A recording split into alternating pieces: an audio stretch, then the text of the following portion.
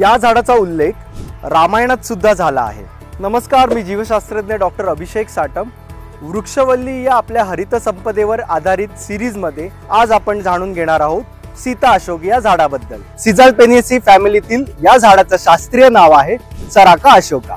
हे झाड मध्यम आकाराचे असून भारत, म्यानमार, मलेशिया या देशात आढळून येते। या सदाहरित वृक्षाची फुलं आणि विशिष्ट रचना असलेली गडद हिरवी पाने हे या वृक्षाचं वैशिष्ट्य आहे। या वृक्षाची लोंबणारी कोवळी पानं फिक्या गुलाबी रंगाची असतात। डिसेंबर ते जानेवारी ह्या काळात हे झाड फुलांनी बहरून जाते। आकाराने छोटी, बुडाशी नळीच्या आकाराची आणि टोकाशी 4 लंबवर्तुळाकार दल असलेली अनेक फुलं एकत्र येऊन सीता अशोकाची फुलं आकर्षक गुच्छांमध्ये फुलतात। फुलं उमलताना प्रथम पिवळी, नंतर नारंगी आणि शेवटी किरमिजी रंगाची होतात। दोन्ही टोकांना चपट्या होत गेलेल्या शेंगा लाल असतात आणि पिकल्यावर काळ्या होतात। या वृक्षाचे अनेक औषधी गुणधर्मही आहेत। प्राचीन लोकसाहित्यात वर्णन असलेल्या श्रीलंकेतील अशोकवनाशी निगडीत असलेल्या सीता अशोकाचा वृक्ष पवित्र मानला जातो। सीता अशोकाचे हे वृक्ष मुंबई वनस्पती उद्यानातील एक महत्त्वाचं आकर्षण आहे।